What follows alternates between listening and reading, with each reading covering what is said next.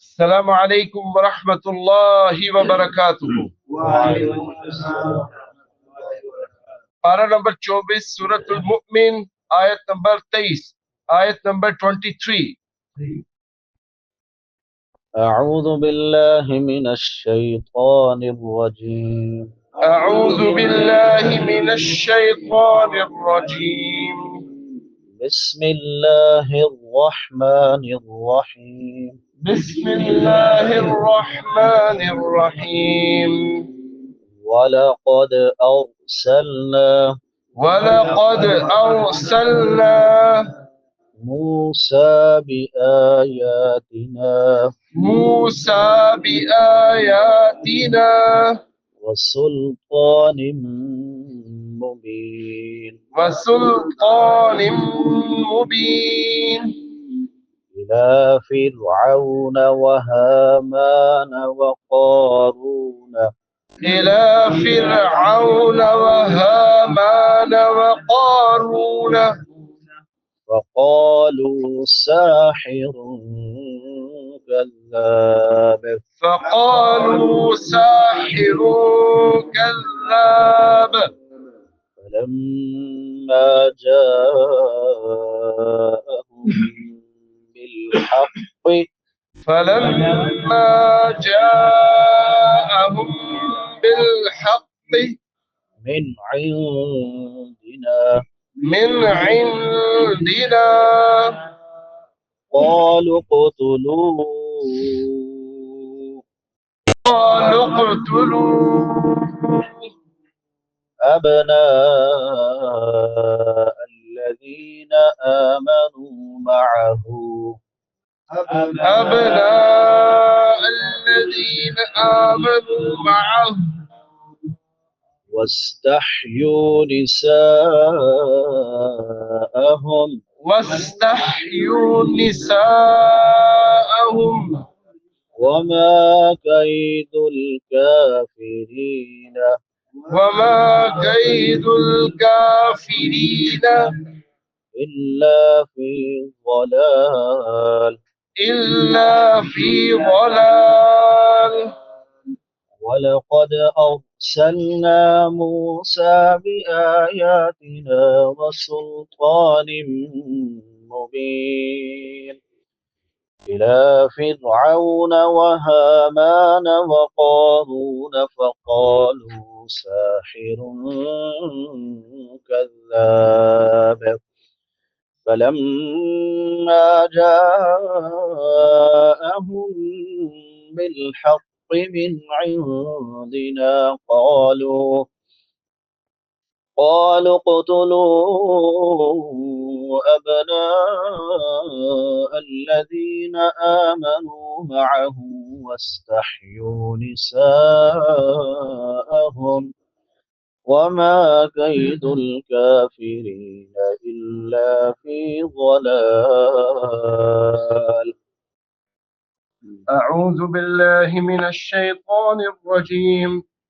ولقد أرسلنا موسى بآياتنا وسلطان مبين إلى فرعون وهامان وقارون فقالوا ساحر كذاب فلما جاءهم بالحق من عندنا قالوا اقتلوا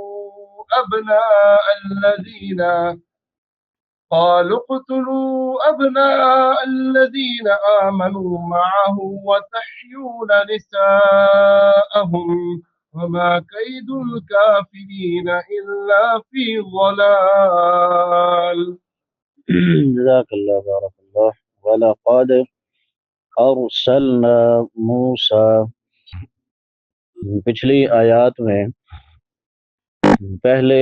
अंबियाए किराम अलैहिमुस्सलाम को जुटलाने वाली अक़वाम के अंजाम का जिक्र है, जहाँ मौजूदा जुटलाने वालों के लिए उनमें इबरत और डराने का सामान है, और वहीं पे रसूलुल्लाह सल्लल्लाहु अलैहि वसल्लम और मोमिनों के लिए तसल्ली भी है और तशफ़ी भी है। اللہ تعالیٰ نے اب یہاں سے موسیٰ علیہ السلام اور فرعون کا ذکر شروع کیا ہے، جس میں فرعون کا موسیٰ اور ایمان والوں کو ڈرانا دھمکانا خاص طور پہ اللہ نے یہاں پہ واضح کیا ہے۔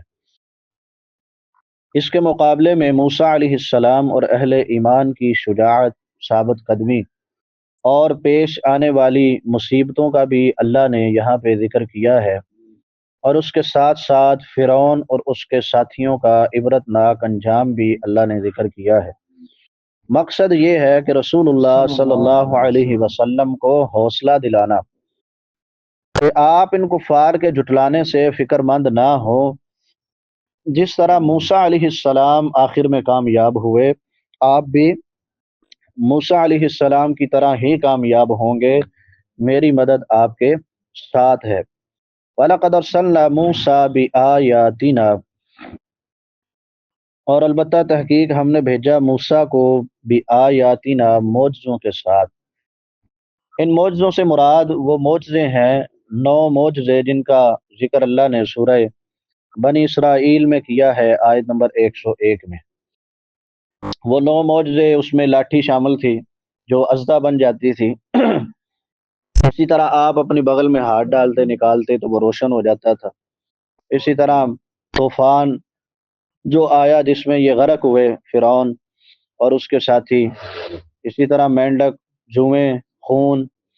اور موسیٰ علیہ السلام کا سمندر کا پھٹ جانا ان کے لیے،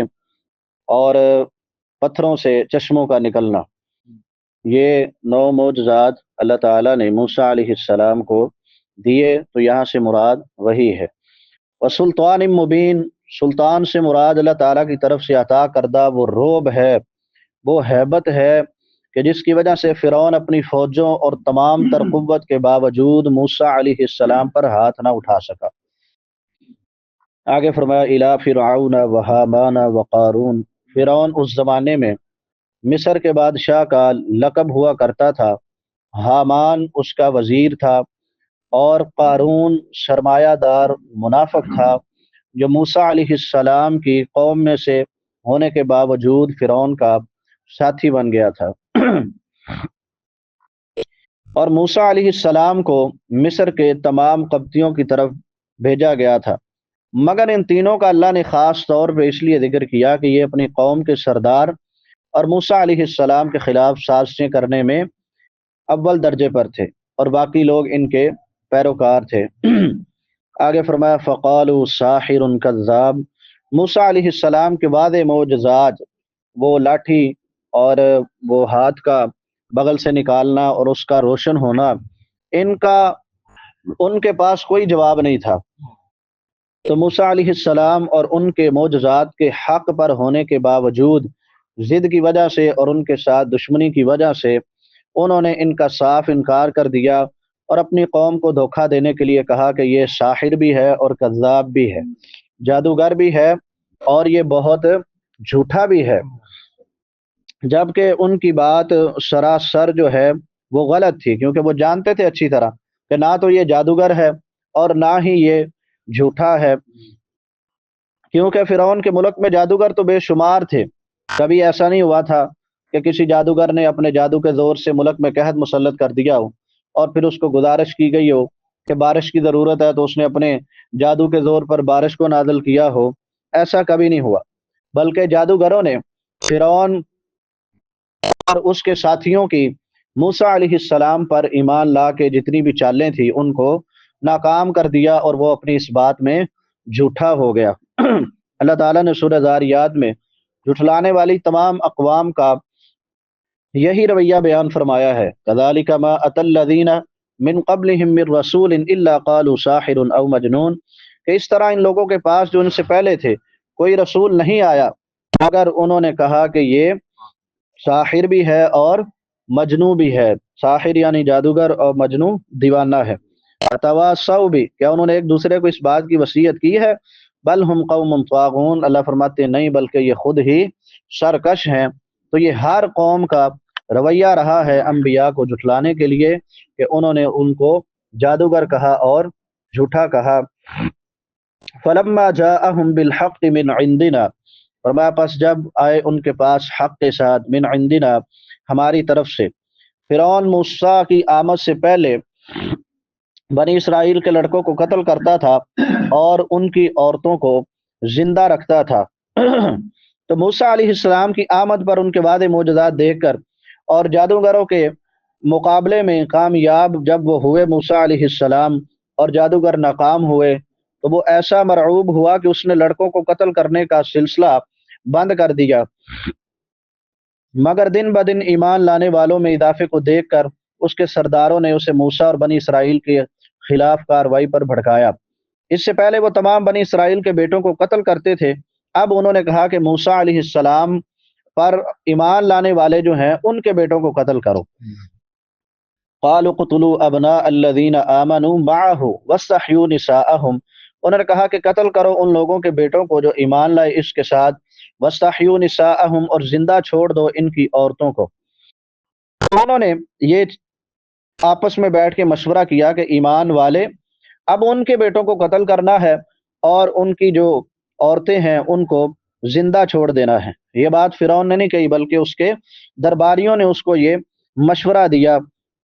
فرعون نے ان سے ایسا کرنے کا وعدہ کر لیا جیسا کہ سورہ اعراف میں اللہ نے ذکر کیا ہے، سنقتل ابناءہم ونستحیی نساءہم، ہم ضرور ان کے بیٹوں کو بری طرح قتل کریں گے اور ان کی عورتوں کو زندہ رکھیں گے۔ آگے فرمایا وما کید الکافرین الا فی ضلال، اور نہیں کافروں کی چال مگر سراسر ناکام۔ اللہ تعالیٰ کے اس فرمان سے ظاہر ہے کہ وہ اپنا ارادہ پورا نہ کر سکا اور وہ اپنے منصوبے میں بری طرح ناکام رہا۔ قحط سالیوں، پیداوار کی کمی، طوفان، ٹڈیوں، جوؤں، مینڈکوں اور خون کے پے در پہ عذابوں نے اسے دم ہی نہیں لینے دیا کہ وہ دوبارہ یہ کام کر سکتا، حتیٰ کہ اسے اس کی قوم سمیت سمندر میں غرق کر دیا گیا۔ اللہ حق بات کو پڑھنے، سمجھنے، اس پر عمل کرنے اور اس کو آگے پھیلانے کی توفیق عطا فرمائے۔ وآخر دعوانا ان الحمد للہ رب العالمین۔